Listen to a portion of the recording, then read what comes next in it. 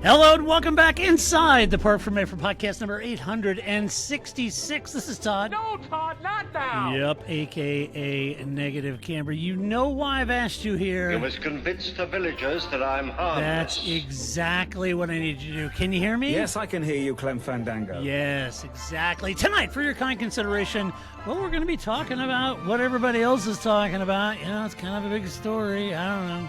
Why not? But before talking about that, I got to introduce my co-host, which means I have to go all the way to the right coast. This is my right hand if you're watching this on YouTube. Right coast of our nation, nestled in our nation's capital, applying her skills as a master statistician and a mother to 3 cats. You know her. 4 cats. You love her. 4? Good Lord. I have 4 cats. The lovely, the redoubtable Grace. Okay, wait a minute. Ziggy. Pai Mei's the oldest. Pai so, Mei. right. I know Ziggy, Pai Mei, and... Then we got 2 kittens. Really? Woohoo! Ooh, look at the balloons. Okay, who are the other 2? So we got so Pai Mei was Flip's cat. Yeah. And then when we got together, we got Ziggy. Uh-huh. And then right before at the beginning of the pandemic, we got the 2 kittens, Mikasa and Levi, who are named after characters from Attack on Titan. Of course, I knew that. Because Which it is was your Attack on daughter's Titan, favorite, yeah. which my daughter liked. Yes, now. Right. Oh, I'm getting old. I can't remember these things. I'm lucky It's to okay. remember. I have 3 dogs. I'm lucky to remember their names. It's crazy. That's right. But yeah, I have 4 cats. So 4 cats. I have 3 dogs and 2 cats. You have 4 cats. Hey, don't blame Grace or I, all right? We're doing our best to take care of the pets around the world. right, that's right. Like You you know, know? these people just I can't help it. But yeah, I mean, we'd been talking about getting kittens, but you know, I mean, I always tell people, cats aren't as much work as dogs, but they aren't zero work either, right? And so. Yeah.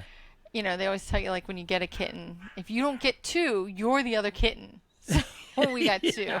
Yeah, it's kind of the way it was with our dogs too.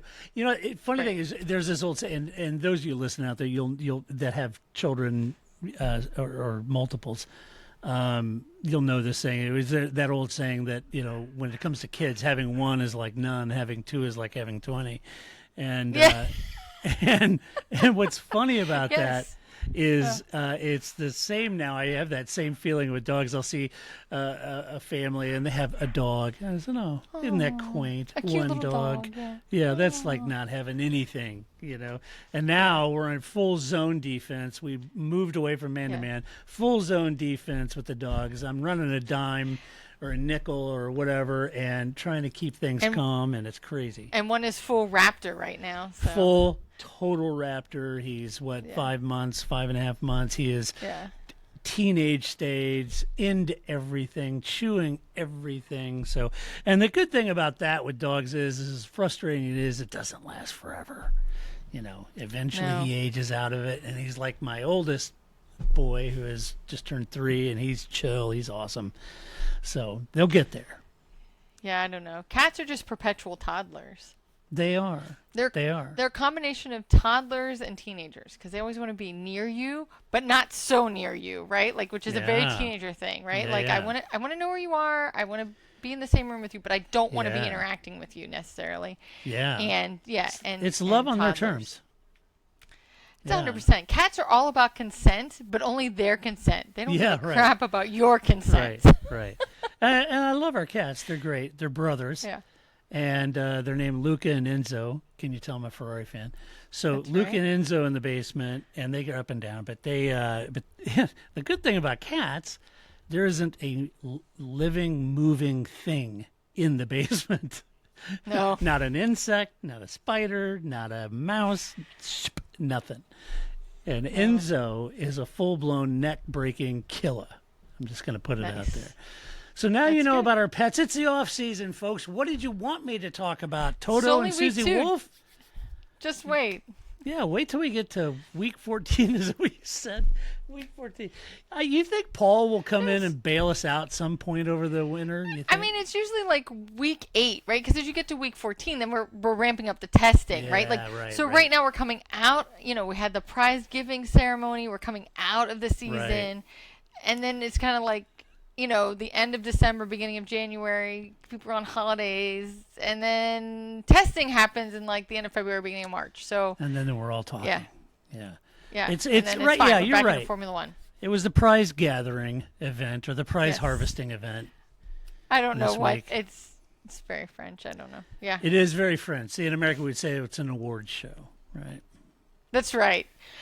Much like, we have shocks, not dampers, right? It would be very uncivilized, whatever word we would use, right? Yes, it'd be all very American and all very base. Yes. Right. Yes, as opposed to the very fancy words that the French It's the would prize use. giving Right? gala. Yes, exactly. Correct. You have to love that. So, okay, we're going to talk about it because everybody else is talking about it, as they probably should. It was a bizarre thing. So, a strange thing happened on the way to the FIA prize giving gala this year. So, a few days before the event, the FIA, let me back up. Let me just say this right up front. So, I think the original story came up in a magazine. It was a Business F1 or something like that. And I don't know where it got the story. I don't know anything about that. So just the quotes that I read in Autosport that it was from this magazine. And I couldn't remember. I knew there was like a Business F1 magazine out there, and it had and I remember it was the Tom Rubathon guy, and I remember him having a magazine in the past. I don't know if it's the same one now. For those newer, there's a history there, so you might want to go back and read a little bit back in the late 90s, early 2000s with that guy and F1 teams or F1 in general or other F1 journalists. There's a bit of a history there that it just, if memory serves correct, isn't the most glowing. So anyway, this story came out in that about some teams complaining, and the FIA then announced that it was investigating a potential conflict of interest concerning Mercedes boss Toto Wolff and his wife Susie Wolff, and this caught them both completely off guard. They had no idea this was coming, right? As they should, because it's not like this conflict happened yesterday. This has been a conflict for like 8 months now. Yeah, right. So Susie being the director of Formula Academy for Right. Formula One, and Toto obviously being team boss of Mercedes. So the implications, as printed in the F1 press, was that Susie, as the director of the F1 Academy series, is privy to information within the FIA and FOM, Formula One management, that team bosses are not privy to, and that Toto had made a comment during a recent teams meeting, and he said something or shared information that he would not have known because he wasn't in, with the FIA or FOM. So for him to know it, someone must have shared it. So the strong, very strong implication is that Susie would have shared it with him knowingly or unknowingly, right? Consider this pillow talk, right? Because they're married.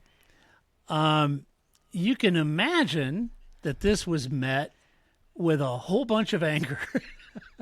Can I just say, before we get, you can have jobs and not just share everything with each other. I don't know why it just seemed that was part of the article was like, well, duh, of course they share it with each other. No, there are things in my job and there are things that Flip does that I can't share, and vice versa. Yeah. You don't talk about it. It's okay, right? I don't know. It's fine. Well, I don't know. I don't know. I guess it's just anyway, duh. It was just the way it was presented, well, duh, how else would he know? Of course she told him. Of course she didn't. She's a professional. Yeah, who knows? That can't possibly be the other side of that. Maybe she didn't. I'd say it's two parts possible that she would share stuff with him as much as it's possible she wouldn't, right?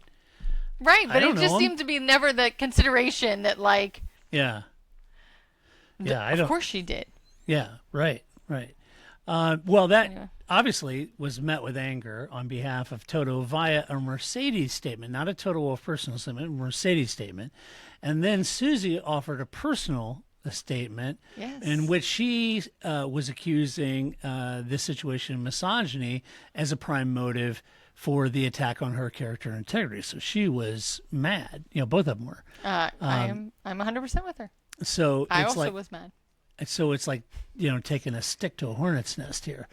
So, and the strange thing about it is, I mean, it's bad enough to attack a guy, but then to attack his wife, I mean, you really have to have some serious evidence or a case here.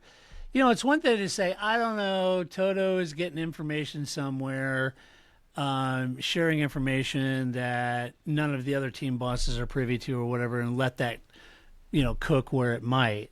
But the implication, just going from zero to Susie, is well, it's like she said, it's an attack on her integrity and character. It is absolutely, as I was saying, as if she's not a professional in her own right, and as if she's just waiting around to hear things to share with Toto, and that's the whole reason why she's Toto, just a little lady here. Like, yeah, right? Like, I mean, she's a professional human being running a series. Like, I don't, and again, on top of the fact that, like, we've known this. Like, I guess that's the part I found most shocking. Like, it's not like yesterday they said, oh, guess what, Susie? You're going to be charged of the F1 Academy.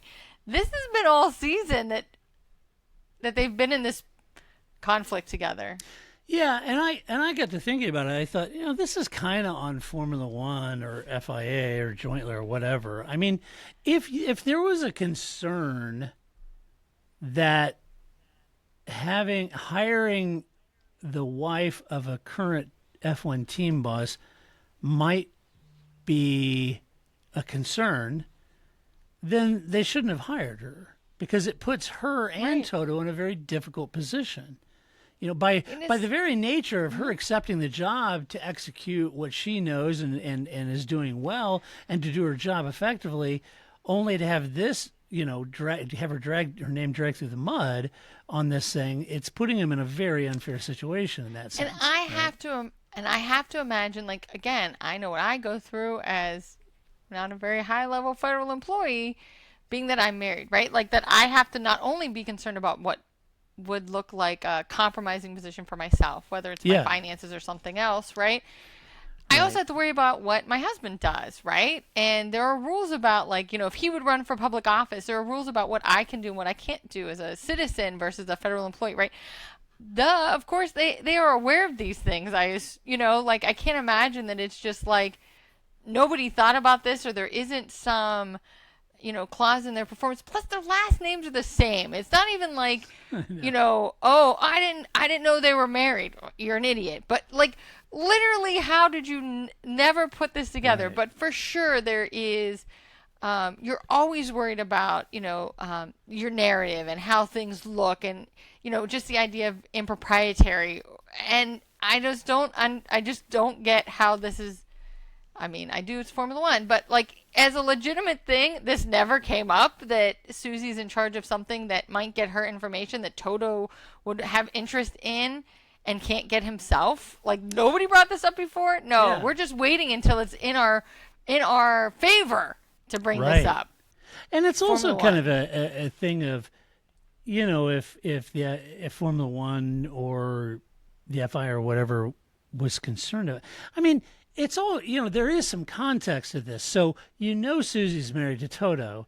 So if the FIA is getting ready to make a technical directive that is directly pointed at something that Mercedes has on their car or something they're doing, you probably don't want to march into Susie's office and tell her, hey, guess what? We're getting ready to drop the hammer on Mercedes. Yeah. I mean, don't put her in that situation. That's, in fairness to her, and not that she would run and tell Toto, but that's a really difficult position to put her in. So whatever information you're sharing that you wouldn't want team bosses to know, maybe you shouldn't be sharing some of that stuff if you were concerned. With anybody. With not just Susie, with anyone. Right? It should be need to know. Again, I assume, and maybe this is a wrong assumption, that I assume that Formula One runs a slightly tighter ship than the one I'm a part of, right? Yeah. And I feel like if I have these safeguards in my job, and and that my husband has these safeguards in his job, I maybe wrongly assume that so does Formula One have these sort of like safeguards about not just common sense safeguard, like, well, it's at your discretion. Like, these things are codified about what you can and cannot do and what's need to know. I can't imagine telling anybody those kind of things, let alone, oh, well, yeah, we just told Susie it was fine. Yeah, I mean, I don't understand. Me and the HR director work for the same company, but she doesn't tell me if there's going to be layoffs. No. I mean, yeah, and nor should she, right? Don't put me in that situation. I don't want to know that. Right. But I don't know, like, what kind of a bubblegum machine racing series are running over there? Purple. I hate purple ones. I was led to believe you were professionals. I don't know. A professional, rise above it. The press report suggested that there had been a complaint from teams about this situation, but things got even more strange as the teams then immediately engaged after Toto went nuclear and Susie did full scorched earth.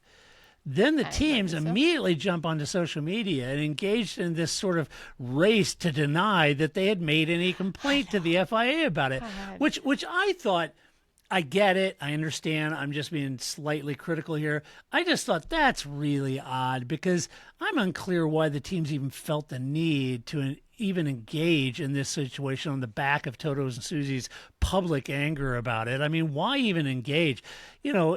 As you can imagine, all the teams said that they had nothing to do. So all 9 teams said, nope, wasn't us. We didn't do any complaints. Yeah. So, I mean, it's a pointless exercise, and maybe it's just a show of support for Susie or Toto, but I just think that's odd. If you didn't have anything to do with it, you don't know the world, some sort of public, But once one person does it, yeah, then it's once one person does it, you all have to do it, because if you're if you're the team principal, right? You're Fred Vasseur, and you're like, I didn't do it. Why do I have to respond to this? And you're the only team that doesn't respond to it. Guess who did it? Yeah, right. Yeah, you did. Yeah, then you're being judged by a jury of this psychopaths on social media. Funny, we heard from everybody but Ferrari.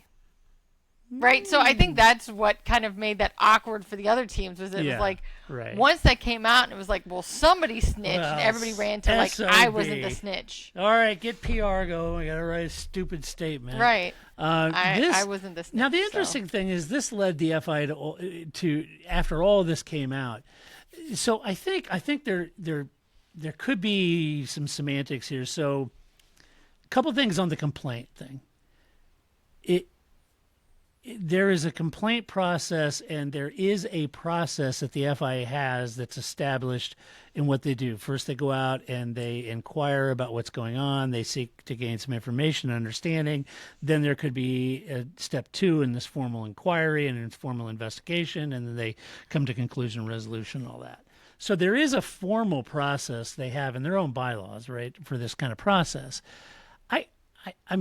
I don't know if they were really in the investigation stage, which would be kind of like the second stage, or if they were still sort of information seeking at this point and sort of ferreting out if there was any there, right? But they too went public before the teams did and said, yep, the FIA is looking into, from a complaint to the teams, the FIA is looking into a conflict of interest regarding, the situation. So then I thought, okay, well, that's really strange. Why? Okay, whatever. So when the teams all came out with it, it got closer to the FIA prize giving. This is all right before the FIA prize giving thing, right? Where everybody's supposed to show up and be friendly and applause for people getting trophies. So not that long after on Thursday, the FIA announced they were dropping the investigation. But not before Toto said that the team were still heavily engaged in serious legal talks with the FIA, and Susie began demanding to know, no, I want to know who it is, and I'm not going to stop. I'm going to find out what's going on and who lodged the complaint to the FIA, right? So she is very mad, and she's going full attack mode. So then it gets even more strange if this isn't already strange enough, folks, it gets even more strange as the FIA event was ready to start in Baku. Just before it, the FIA released a statement saying that Mohammed bin Sulayem, or MBS as I refer to him, that MBS was involved, his involvement would be muted because he had a fall and concussion and he was hospitalized. And I was like, what? Oh, so he went to Baku and fell down? What happened? And this is like right before the show, right? And as it turns out, though, MBS was at the gala and, as usual, offered some cringeworthy moments, but he did look worse for the wear, I must admit. And I'm not sure if that's because of his accident or if he's just had the crap beaten out of him over this whole situation mentally with the Wolves. I don't know, but he looked disheveled and out of sorts. The whole event, I ended up watching it, and he would come out and he would directing and pushing people to go this way and that way and doing his thing. And then he'd come out and instantly grab the microphone, and then he would say just odd, cringeworthy things. And I thought that was weird. Oh, and also, let me back up. Also, Formula One management immediately distanced itself from all of this, suggesting that they have no issue with Susie and Toto, and they have no idea, and they strongly disagree, and they have no idea what the investigation's about. They have to. Everybody. So they got everything riding on this. Yeah, Formula One says, well, I don't know what the hell's going on at the FIA, and the team's like, wasn't us. And Susie and Toto over there just spitting fire. So I put it to you, what the actual hell is going on over there? I'm kind of like, what the hell? What does it all mean, Bantley? I don't know. Nobody knows. The whole thing is so weird. Who throws a shoe? Who throws a shoe? Honestly. So as this all started to unfold, it's almost like I'm watching a train wreck in slow motion here. It was just It was. Exactly. You know? I mean, I don't know how other, like, now every time I see, like, a message on my phone or something on social media, I'm like, that's not real, right? Yeah. And then I have to, like, go somewhere, so I'm like, that is real? Yeah. What? This was for sure one of those, I was like, no, this is just like, ha ha ha, like somebody likes, no. What? Oh, I don't, yeah. Well, all right. I just thought this was like episode of But of Punk'd course or they something. did. I mean, they're trying to get F1 Academy. I mean, the W Series didn't go so well for them. So now they're trying to, sort of restart the effort of having a female-centric series with F1 Academy. They're trying to do it right. And then this happens. And Susie Wolff, of course, is like, of course she takes it personally. Well, yeah, of course, I mean, you're just trying to undermine her at every turn, right? Yeah, you're implying that she engaged in pillow talk and you challenged her integrity. I'd be pissed too. And nobody challenged Toto's integrity. Like, I don't know how you cannot. I don't know. As a woman, well, he wouldn't have been the implication is he wouldn't have been the holder of the information. She would have been. It also doesn't matter. It still would have been on her. I mean, I see your point, but I still think the impropriety always is like, well, if Susie wasn't in the sport, this wouldn't have been a problem. Yeah. So, of course, the FOM has to be like, Domenicali is just like, I've never heard of Susie Wolff. I've never met her. Well, I'm an old man. I can't remember everything that I do. Right? Like, he has to, like, pull away from that as much as possible. Of course. And watching Stefano on stage with MBS is hilarious. You could tell he would rather not want to be there. He would rather be fighting anywhere. dragons in the 9 levels of hell than to stand there with that guy. I mean, I've got a section on reading body language I'll get to in a moment. Okay, so look, this whole situation doesn't require the hindsight, the 2020 clarity of hindsight. You knew as it was unfolding as a slow motion train wreck, you could just, come on, are you serious? And this came out, and I thought, are you kidding me? And then the teams start posting. And I thought, for the love of Pete, come on. The teams don't need to engage in this. It's got nothing to do with them. Running out in public and stating this. Well, look, let me say this about this. So if if you don't live in America or you didn't have a history class and you didn't read the Federalist Papers, there's a part in the Federalist Papers here in the U.S., and you'll find a line from the framers who wrote and admitted that in the future, hey, look, maybe in the future, not everybody elected to office is going to be a statesman, okay? I mean, that's a real possibility. And this is perfectly clear, this situation, I believe, with the FIA and MBS. And I'm sorry, but he's no Max Mosley. He's no Jean Todt. He's not a statesman in that sense, right? He may be doing what he feels is right. Maybe he felt that after this came up and this news article came out that in all fairness, he felt like we need to be transparent and let people know that, yes, we heard the story. Yes, we're looking into it. And maybe he meant it that way, just saying, yeah, we're looking at it. Yeah, there's this press report out and we're looking at it. He's trying to be transparent. I don't know. There's a lot of other people that think he has a major issue with Toto and there's a big battle there and he's trying to do this on purpose. I don't know. The fact is, Grace, in my mind, none of this should have been made public. No, I mean, absolutely. I think, and nor should Toto and so. Susie's name be dragged through the mud in such a public manner on something like this that they dropped just a couple days after that. I mean, if it was that tenuous and you dropped it that quick, I mean, it should never have been public to begin with. Right. Right? Yeah. I don't know. And I agree. It could have, I don't know, I'm making big assumptions like you said earlier, but I kind of feel like this all could have been solved with a few quiet conversations between the FIA, FOM, and the Wolffs. I just can't imagine that nobody said, hey, I have this idea. W Series didn't work. Let's do F1 Academy. You know who would be great to run the F1 Academy? Susie Wolff.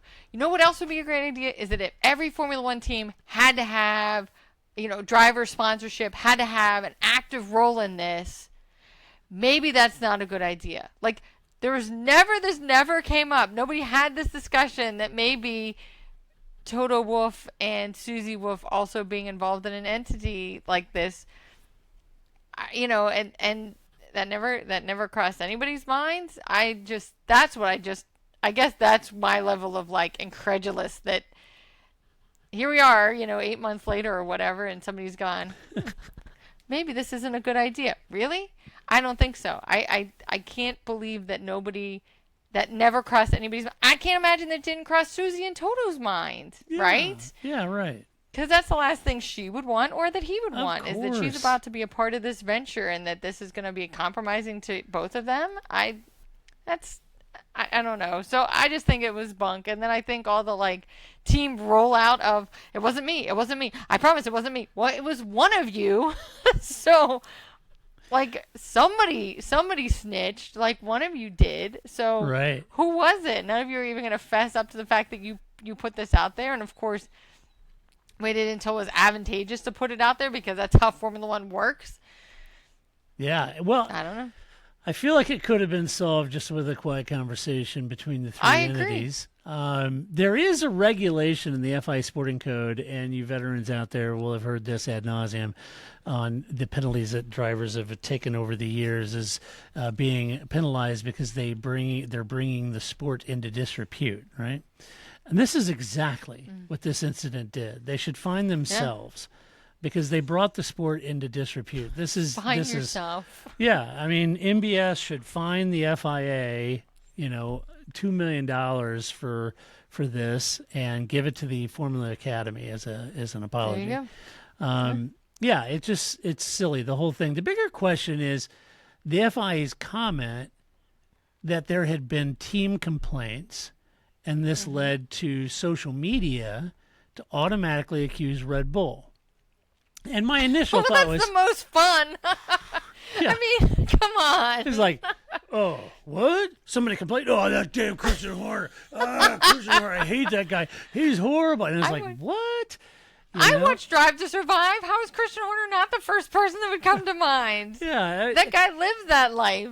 Yeah, and I thought, oh, this is great. typical. Blame Christian because it makes good clickbait and it's all that stuff. I love it. And I'm all then for that. It was interesting Awesome. because I saw the team statement, but I listened to an interview that Christian did on Sky with Craig Slater. Is that his name? I don't know. His last name's Slater. I think it's Craig. I don't know. But anyway, I watched Christian this. Slater, who knows? Right. And I watched this interview, and I watch body language very closely, and I listen to words. It's important to know what words mean, and how they're used. Right. Please make that the tagline for this show. It's important to know what words mean. Yeah. It is important. I It agree. is very important. Yeah. So I thought it was interesting because the team's public statement said they didn't make any complaint. I did find it interesting that Christian said in the interview with Sky that the team had made no official complaint. I think he said that twice, possibly 3 times, but I think twice. And I wondered why he used the term official. It was Christian Horner. So I was thinking about this, and I thought, now that's interesting. The team statement that they post on social media is Red Bull didn't make any complaint or blah blah blah. His statement is no, we didn't make any official complaint or anything like that. And he said that a couple times. And the semantics is that would be the only way. I mean, it may be semantics, but that's the only way something like this would be launched if there was an official complaint. So he's giving it more weight, maybe suggesting that without an official complaint from any team, they wouldn't start an investigation, and we didn't give an official complaint. All right? We complain about Toto all the time, but none of it's official. Who doesn't? But this gets back to, I think, was it an official complaint, or was it some team bosses just sort of, complaining or groaning about Toto making a comment in a team meeting that nobody else knew? Where did he find that out? Right. And so is it one of those deals? Because I'm questioning if it was ever to the investigation status, or if the FIA was still just kind of looking into the information. And if it wasn't in a true investigation status, then it probably wasn't an official complaint. It may have been just some grumbling or whatever, and then they just shut the whole thing down. It's my take on it. I could be wrong. Maybe Toto, bear with me here for a moment. Toto complained. Well, I'm sure that's true too, but bad PR is good PR. Michael, did you read my email, right? I just think maybe, just maybe, Toto Wolff might have informants, little birds, spies, whatever you want to call them, that isn't his wife. Maybe it was somebody at your organization that told him, and maybe you should do some internal looking around and not just blame Susie. And how would a complaint, if it wasn't somebody in the FOM or the FIA that was in a meeting where that information was shared, or would know what kind of information is shared in certain meetings, how would another team boss know that it came from Susie and not someone else at the FIA or FOM that also knew the information, right? That maybe Toto was having a chicken salad sandwich with an FIA guy, and he just, I accidentally let something slip that who knows? That's an important point. Again, we think of Formula One as this giant circus, but it's really a very small community, right? These are people who fly on, from race to race with each other, spend a lot of time with each other. I think we always have to remember that it's a very close-knit community, and especially because, when we watch the Bronze GP, it's you can see all these people that, are still out, like James Vowles, for example, right? You see baby James Vowles in there, and now we know where he is now. But you know what I mean? I think that you see, or Jacques Clear, who's been in the sport forever, right? You see that it is a small group of people that just, kind of move around within that. And I also am in a small profession, And the same thing happens. You never know where something you said or did is going to show up somewhere else, because it's a small group of people and everybody knows everybody. So Yeah.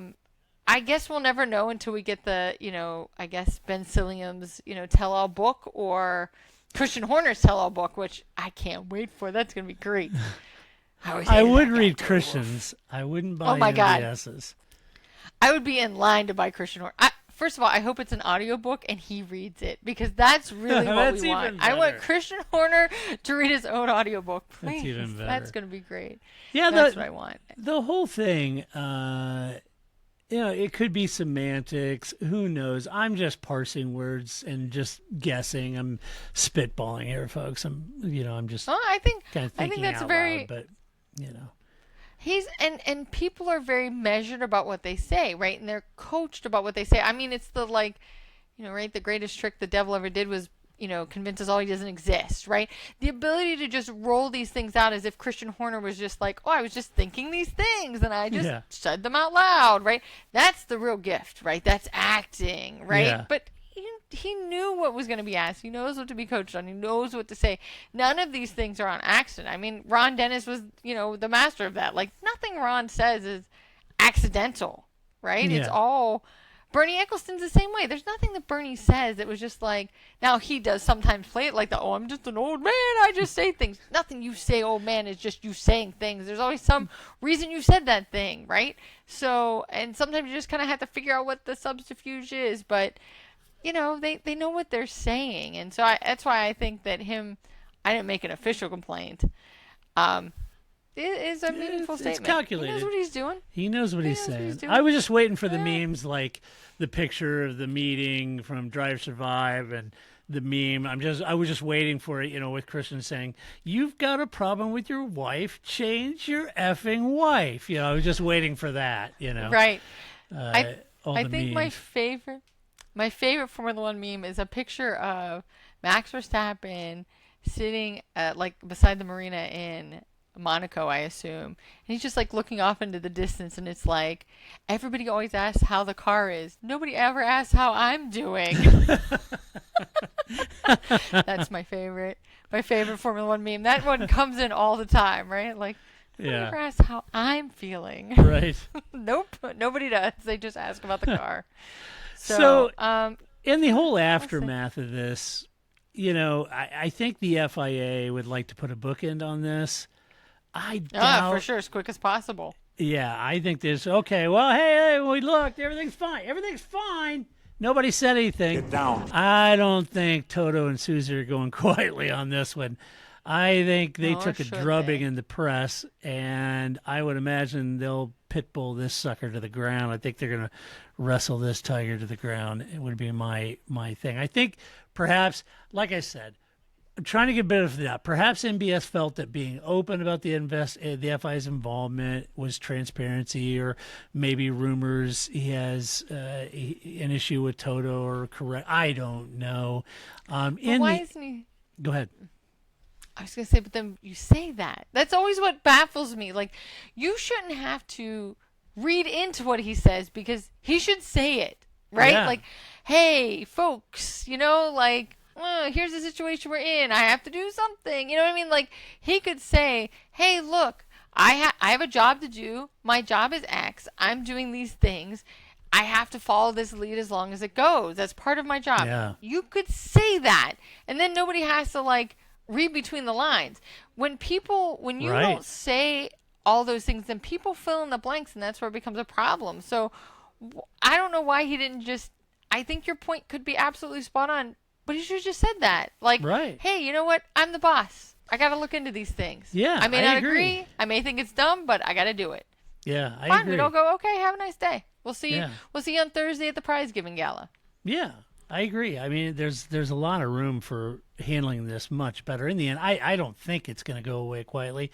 And to be honest with you, I mean, I kind of feel like, Susie's comments about misogyny, I think that's my hunch is that's kind of pointed at MBS, because he was criticized for having what many considered to be misogynistic comments in the not too recent past. All of you. So I feel like there's an issue there, but the bottom line is Not good enough, damn it. Not the good whole enough. thing was not good, and it does. I mean, everybody can distance themselves, but MBS is the leader of this. All right, so you're going to take you got to stand up and take the hit, and like Grace said, you should have done a better communication job of this. You have people. Yeah, but reading the body language of everybody around him is what I find interesting. It doesn't take much to figure out that the teams aren't huge fans of his and his aggressive style. And if you watch Team Bosses or Stefano's even better with MBS, it's always very awkward. Even at the prize-giving gala, they had Christian Horner come out, and then once again, our president, they had him come out, and he comes sauntering out, and, is, grabbing microphones and directing people around, and he's like, he says something. Christian's like, "Oh, just give me the damn trophy." As soon as he got the trophy, and I'm out. He was gone. He was off that stage, man. He was not about to stand there with him and go over this. So it's pretty obvious. I'm still wondering if they won't get to the point of a vote of no confidence for him to affect some sort of change in the FIA's leadership, because I don't think FOM's happy with him either. So I don't know. Let's bring Jean Todt back. There was none of this. Yeah, bring Jean Todt. I mean, he didn't care about it, or he didn't embrace it. I'm not going to say he didn't care. He cares, of course, but he didn't embrace this part of his job. So he was, because he's everything, everywhere, what's the name of the movie? Michelle. Yeah, everything, everywhere, all at once. You're all right. at once. Yeah, that's Jean Todt. That's him. Yeah. That movie is about her husband. That is Jean Todt. He's everywhere. He's everything all at once. I think he's skipping timelines. That's what I think Jean Todt's doing. So he's actually like, wait, does that make him Kang? Where are we going with this? I love that idea. Yeah, it does. It does. He should have been in that movie. She did a great job, by the way, in that movie. I thought she was terrific. She's a wonderful actress. I love it. But anyway, yeah, that was funny. No, I'm fully embracing the idea of Jean Todt as Kang. This is great. He needs to be in that movie. Dear her next Marvel. movie, he needs to be in it. Oh, that would be so cute. Wouldn't it be good? Oh, I love that. Even just as like an extra or somebody, like, that would be nice. It'd be like a Stan Lee role, Yeah, exactly. Like, I think that would be great. Yeah. He's just a shop owner or something that has like 2 lines and moves on. Oh.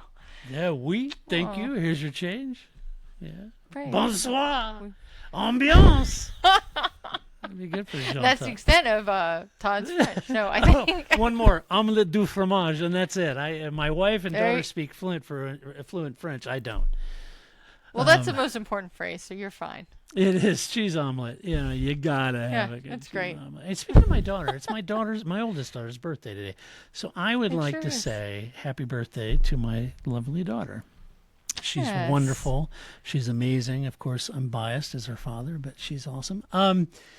So let's talk about another news story. While I got you, Grace. I'm here. Where else am I going to go on a Monday night? I don't know. Here I am.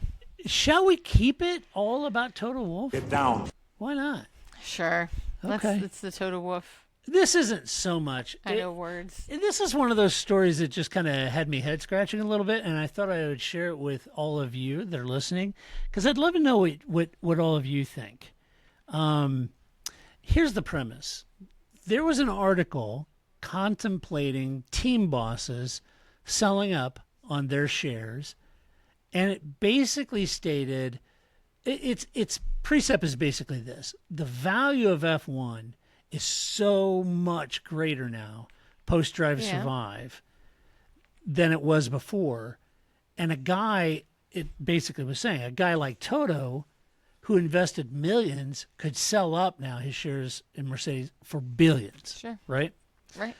And of course, this led to headlines, Toto Wolff to sell shares, sells Mercedes, That's not what this article said. It was just stating the obvious. and it was stating that like when Dorilton bought Williams, they bought it for $140 million, and that team could be worth over $1 billion now, right? And so it postulates that teams and some team owners very well could sell because the valuation is a peak now, and it's very unclear whether that's a sustainable growth factor, right? How many races can we have in the United States before it's too many? Yeah, right. Can we have a fourth? Or if we have 5 races in the U.S., would England come and try to conquer us again? That has to be too many. I think they'd show up in the Boston Harbor again in redcoats. They would just go. They'd be apoplectic about that. I'll just move to Montreal. It'll be fine. They have a lovely race. Damn American Super Bowl thing. Oh man! And I don't. Let me just assure you, all my friends in the UK, I absolutely agree with you 100%. You know that. You know I'm an Anglophile, and I warned you about American ownership of F1, but you didn't listen to me. Well, who's laughing now, huh? So anyway, I told you this would happen. Dominicali, I'm pretty sure, is laughing all the way to the bank, right? Excellent. Yes. So anyway, these were, but it got me to thinking, Right. and it made me wonder about Gene Haas and his team. Oh, yeah. His team has struggled for a long time now. And Yes. I know I wasn't popular a few podcasts ago when I said I think it's time for Gene to find a new team boss because everybody loves him some Gunther. I love Gunther, right? But I love him not for team principalness, right? Yeah. Again, there are people out there that, I've had coworkers that I love them, like, after work, like at dinner at the bar, they're great. I hate working with them and vice versa. There are people that I've worked with that I never want to see outside of work. Like, I love Gunther, maybe not for team principal. I don't know. It just isn't working, right? And so I got to thinking about this. Why wouldn't he sell? I mean, he didn't want to sell to Andretti, I'm assuming. But I'm curious why he wouldn't at this point. I mean, he may say, well, Todd, look at my P&L for Haas, all right? My EBIT is north of 18%. My balance sheet is black, not red, and it's drawn a ton of business on my business. Fair enough. Makes total sense then, and Sure. I apologize for even suggesting it. But if the brand and brand awareness isn't impacting the Haas manufacturing business like that, then why wouldn't he sell up and cash out while F1's arguably at its peak, right? Because these CNC machines aren't going to sell themselves, Todd. Right. What do you think this company runs on? Memories? Come on. Right. Yeah, I know. It's crazy. But, then I got to thinking a little bit more, which is always dangerous. Sauber already sold, but Williams, Yes. Haas, Williams, Dorilton, they're an investment group. I mean, Dorilton seems like the most obvious to get Yes, out, right? Like, because they have totally. no invested in this. Like you were saying, I interrupted you, but like you were saying, right? They're an investment firm. This is their job is to buy something and then sell it when it's high before it goes There you low, go. right? That's There what you they go. do. There you go. And Longbow owned a majority of Sauber, Alfa Romeo. Mm-hmm. So, they sold to Audi, right? So this leaves Williams, I think, is a legitimate player in this concept. Mm-hmm. Haas, it befuddles me why he wouldn't or hasn't. And to be honest with you, I even think kind of Alpine, now that they've got this outside investor money and this investment group with all these, A-list stars and that kind of stuff, and Renault's getting a little, testy over there, footing the whole bill, right? And Renault, thinking Honda might want to come back in. They may want to have access to a team again. Who knows? I'm just curious. What do you guys think? Williams, Haas seem the two obvious targets. Alpine, Right, most likely. Mm-hmm. maybe not as much, but then again, I think Renault is kind of getting fed up with the lack of performance, right? Here's what's going to happen. Renault's going to hem and haw, sell it, not sell it, then not sell it, and then still just be in the same place of like middling, not full sending it, because that's what Renault does. It is. They have the opportunity and they could leave on a high note, and they won't, and they will just continue to drag along in the same position they've always been in, because that's the Renault way. That is the Renault way. There you go. I don't know. Yeah. Well, let us know what you guys think. It just seemed logical to me, that Williams. I mean, I do think that Haas is. I mean, again, I think Dorilton is the obvious. I think there is something there with Haas. Like, why are you still doing this, Gene? Except that now. I mean, maybe he does just make enough revenue off of just Gunther being Gunther, right? I mean, he's getting a TV show, right? Better call Gene. So who knows? Right. Maybe that makes it worth it. Maybe Gene's got a deal where he gets 40% of any revenue Gunther gets out of promoting himself. Who knows? Then he can go on wine trips with Bonato and and Gunther Steiner. Who doesn't want that, right? Right, in a Fiat, yeah. Right. Yeah, exactly. Sounds like all right. Let's Gene all jammed in the back seat. Yeah. His limbs out the windows, right? Right. Because there's no back seat in that car, right? Let's do some Alvin's Cats. Oh,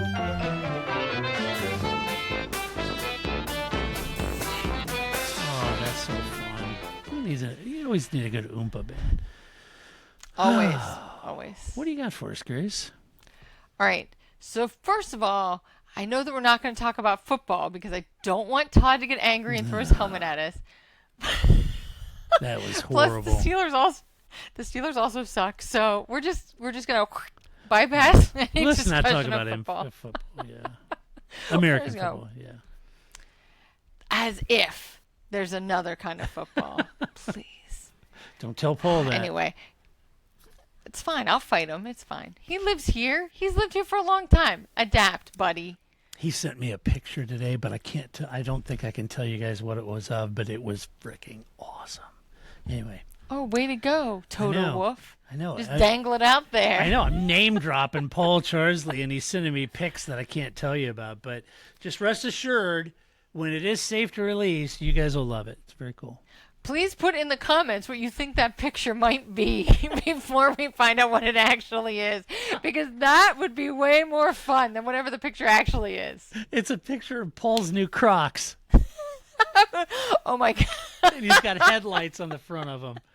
And that's what he does is jogging. His little gibbets, right? You can't jog in Crocs. Paul can. Whoa. Okay. But I do like the idea of little gibbet headlights. That would be great. Okay. All right. So first things first, I really want to talk as we're moving into the new season. And you just mentioned Sauber. I would be remiss if I didn't say goodbye to what is the greatest logo that's been a part of Formula 1. You're wearing it. And it's about to go. I know. I don't really care for the team. I don't really care for the cars. But your logo is a dragon eating a man. And it's gone. And it's not being celebrated. And I think just we should have a moment for Alfa Romeo for having the greatest logo. I think ever. I can't even think of another. There's a lot of clever logos. But literally, it's a dragon eating a man. I know. Point it out. That's it's great. on your shirt for those watching on That's YouTube. right. Oh, yeah. See the dragon, the green dragon, and the dude halfway in his mouth, and he's got Yeah. Right? That's that could great. be Valtteri because the dragon doesn't like his butt. Right, and the mullet. Right? If the guy had a mullet or it was a butt picture, then it would be for sure Valtteri Bottas. But so I just would be remiss if we moved on to the 2024 season without shedding at least one tear for the greatest logo leaving the paddock. I just thought of something, Grace. When Audi gets there, they have 4 rings. The 4/5 Olympics. Yeah. They have 4 rings, right? They could take the 2 outer rings away and leave the 2 center overlapping, and it'd look like Valtteri's butt. It'd be Valtteri's butt. It'd look like a little caricature, right? Uh-huh. Yeah. Right. Audi could just dump 2 rings, stick figure. And you could have Valtteri's butt as the logo for that team. I like it. There you go. Good. I like it. That'd be fine. That would. I mean, that would be the best thing they could do, right? I'm sure would. Seidel would be all over that. I'm sure Andreas Seidel would be like, yes, please, let's make Valtteri Bottas's butt our logo. This is great. This is what we do in PR and branding. Let's take advantage of Valtteri's butt. Let's make sure we do This is for sure what we've signed up for with this team. Let's get off on a very serious foot right away. That's right. And the good thing about Valtteri's butt is it is applicable in marketing and B2B and B2C, right? So we're good. We're good. We got that. So I just wanted to kind of, put that moment out there for everybody. I agree. My second Albon's cat is I just wanted to say, okay, so I don't know.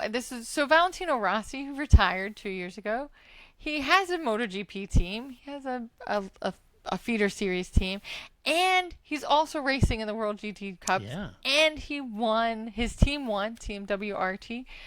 They race at Misano, which is a track that he's very familiar with. But it was just like, I mean, if I didn't already love the guy, how could you just not love him some more? I know. I don't know. Awesome.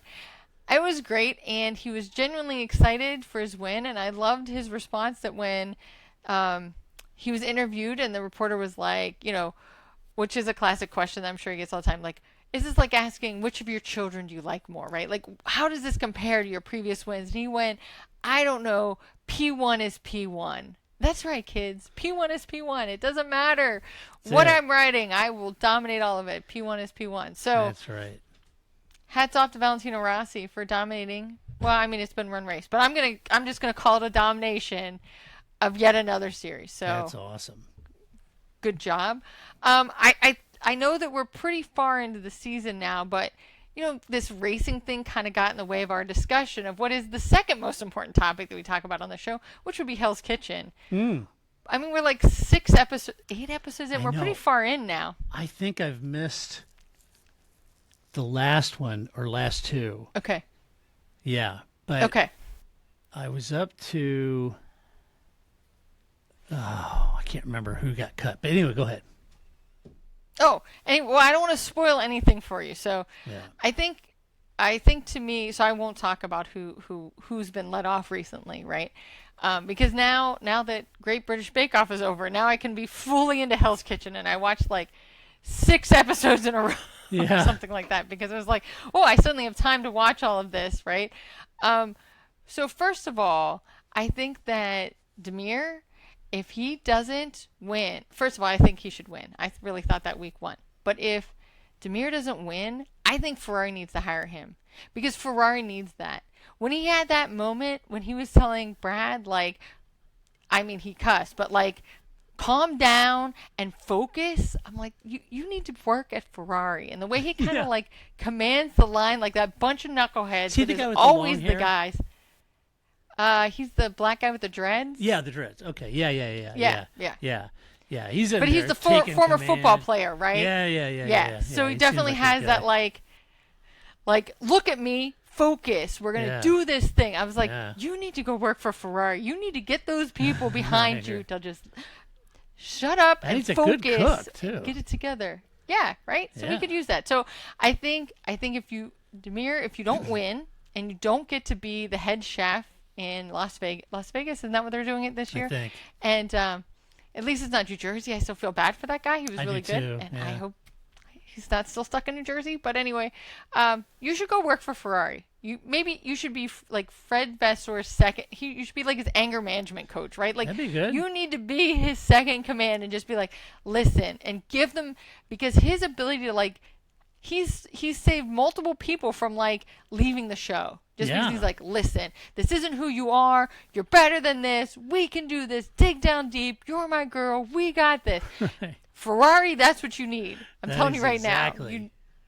You need that. I think. My other biggest beef with that show is, why do they always have a gimmick? There's no need for a gimmick. And then we get like 8 episodes in and the gimmick dies, because the show doesn't need a gimmick. It's got a gimmick. It's Hell's Kitchen. This doesn't need a gimmick, right? You have guys, you have girls, you don't need a gimmick. But why is it what is this American dream thing? I don't understand. Why is everything, I'm Todd and I'm cooking this steak because it's my American dream to cook this steak for you. Like, let it go. Isn't Gordon the gimmick? That's what I'm saying. Your show doesn't need a gimmick. Right. You have 2 kitchens. Right. You have Gordon Ramsay. And you're sponsored by Hexclad. What do you need? Exactly. So I just think, but anyway, so every time they try to like work American Dream in, it annoys me. And the only other thing that annoys me as much as them working this phrase American Dream into everything they do on that show is Michael Andretti. So I shall now refer to Michael Andretti. American Dream, Michael Andretti. From now on, that's his official full name because those 2 things together will annoy me even more. It is the American Dream. Gene Haas, Michael Andretti, 3 races in the U.S. The American what Dream. more could you want? So American Dream, Michael Andretti. Please don't get in my sport.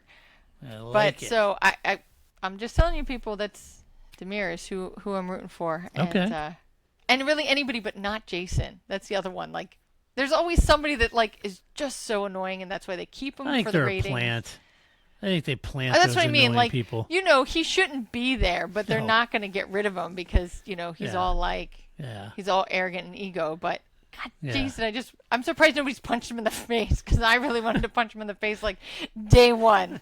Like, I can't hear. You don't know what you're talking about. I can't remember the guy's name. He's an Australian guy on TikTok who does these comedy things, and he's really good. And he did this one where he's holding like a martini glass. And, Jason. And he's talking about F1, and he's making up the sport of F1. He is hilarious. But now my wife and I, every once in a while, was like, Jason. We do that all the time. So, Next boy.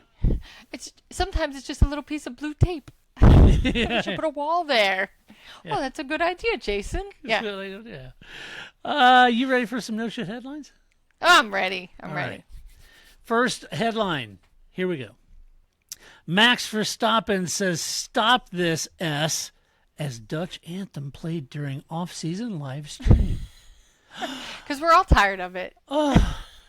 Oh, he's not a patriot? What, does he hate his own country? Listen to that headline. Yeah, that's it. Yeah. I thought, oh, really? Come on. So I went and saw it. I watched the video. And these guys were spamming him constantly playing it. He's like, oh, come on, man. Stop this, S. Yeah. He wasn't talking about the anthem. They just kept playing it. And he was like, come on, knock it off. I'm going to put this out there. The American National Anthem. Too long and nobody can sing it, so we should just move on. It's fine. You can have any amount of haterade. Is that the secret? Because when you get to Rocket's Red Glare, woo, buddy. Yeah, no, that's you gotta have a 3-octave, 4-octave voice to nail that sucker. Although it's a tough. Donny Osmond hit it out of the park. I'm going to say that again. He did. I mean, but he's a professional. I mean, not like the professional singers that they get in like arenas to sing the song. I mean, like us regular folks in the grandstands going. Yeah, I can't sing that. Yeah. Right. And dogs stadium, are now all like, the guys, ooh. And the guys go, and the rocket red glare. They'll all drop an octave, so and it's audible all around you. All the guys drop an octave. Because I'm not Mariah Carey. I can't hit that note. Right. So I even if, I mean, you're right. It wasn't about the anthem. That's just the funnier story. Yeah. But even if it was, that's fine. You can have haterade on your anthem and still be a patriot. These things aren't related. Right. It's fine. Next headline. Here we go. Ex-FIA chief claims race that handed Lewis Hamilton F1 title was, quote, rigged and should have been canceled. This caught me. I gotta be honest. This caught me off guard a little bit. This is Jean Todt. Which race? Singapore 2008. Oh, is this the one Massa's suing his son? His son Felipe Massa. That one. Oh, come on. Yeah. So Jean Todt said that you it was rigged. You stole the championship from my son. Yeah, well, my son's was client. Rigged. Yeah. I was that like, wow. So not some personal. Talk about conflict of interest. Yeah. Because if Felipe had a payday, I think his son managed him, so maybe his son gets a payday. Yes. Maybe. Anyway, I don't know. I think that's it's worth inquiring. I bet Susie Wolff is going to get blamed for that too. I agree. And Jean Todt, that's misogynistic. Quit it. So this next one is random. I didn't even go read it. I wouldn't even bless it with a click. Daniel Ricciardo issues foul-mouthed reply to critics after taking punches to the gut. It's like, I'm not. First of all, everything that guy says is pretty foul. You know what I mean? Like that's kind of. Yeah, that's kind of how foul DR mouth? rolls. He probably used the S word or something, right? Like, yeah. It would be enough to get us an explicit rating on YouTube, but is it really? Netflix are a real bunch of sound though. Well, he did say the C word. Yeah. Wow. I mean, that's a different word altogether, but I don't know. I mean, I guess it would be different if it was like. It's Dan. Yeah, Valtteri Bottas. I don't know. Somebody like. Really? But no. Yeah. It's par for the course. It is. It's Ricciardo. It's He says Dan. those That's why we things. love Dan. right. And the final one I didn't bless with a click. Dramatic Lando Norris change explained as McLaren's secrets spilled by F1 chief. Is that also Jean Todt? No. No. Could be a son for all I know. I don't. Yeah, I'm not going to read that. All right, Lando. Big change for Lando Norris, I guess. Yeah, what could it be? His diet? Seems I don't know. taking more naps. I don't know. I don't know. It's just crap headlines. Oh my! All right. I mean, I guess that's the thing too. It's not just us. As every week toward that we get closer to mid-January, it gets harder and harder. It gets harder and harder for everyone. It does. It's hard for everyone. Yeah. They also have to come up with headlines that are, like they got to keep those clicks coming. So That's right. both I mean, of hey, those look. last two headlines could have been about anything. Times are tough. Inflation's hurt all of us, including headlines. So So I just think that they too are struggling for content. It's not just us off-season podcast. Yeah, don't get mad at me. Stop yelling at Todd. All right, let's back out of this podcast. It is worth noting a show note. I haven't talked to Grace or Paul yet. I haven't talked to Grace about it, but we do have the holidays coming up. Not next week. Next week should be standard program as usual. But then we've got 2 Mondays in a row that's a holiday. So 25th, that's true. Christmas is on a Monday, and the 1st, New Year's is on a Monday. So I'll have to work it out with Grace. We'll have to figure out. Of course, I would like a break somewhere in there. But don't kill me. Don't get all mad and send me hate mail. Seriously, Todd? Yes, exactly. Serious. Stop yelling at Todd. So, but anyway, I will We're we'll let you know saving next week. You, the listener, Yes. from having to listen to us for 2 Mondays make stuff up. So Yeah. I don't know. We're giving you Gift. that quality family time that you need. That's right. This is right. the kind of podcast we are. So anyway, stay tuned next week. We'll have an update on programming note. A huge thank you to our Patreon supporters out there, because if it wasn't for our Patreon supporters, oddly enough, we wouldn't even do this podcast.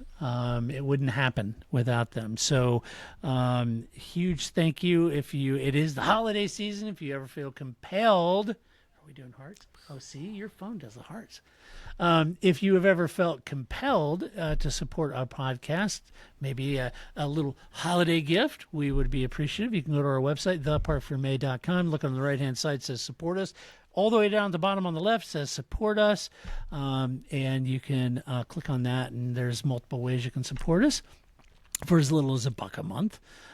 So we would appreciate that. And you don't have to do $1 a month. You could do just a one-time donation of $1. That's fine too. But anyway, that's there. Also, if you like the podcast, go over to your favorite podcast player, give us a good rating, show us some love over there. We'd appreciate that.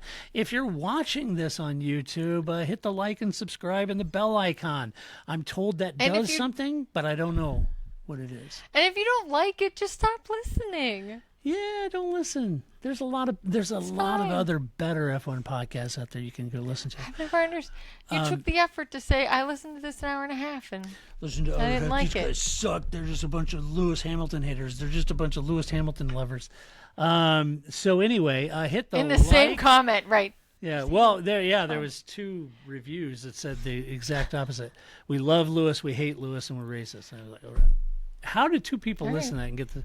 So anyway, like, subscribe, and the bell icon. So if you're watching, and for those who didn't know, I need to say this at the beginning of the podcast because nobody listens all the way to this point. But we do these on YouTube, so you can go watch us arm wave and do silly things on YouTube. So if you want to watch and see talking heads, you can do that. You can see Grace's awesome Alfa Romeo shirt tonight.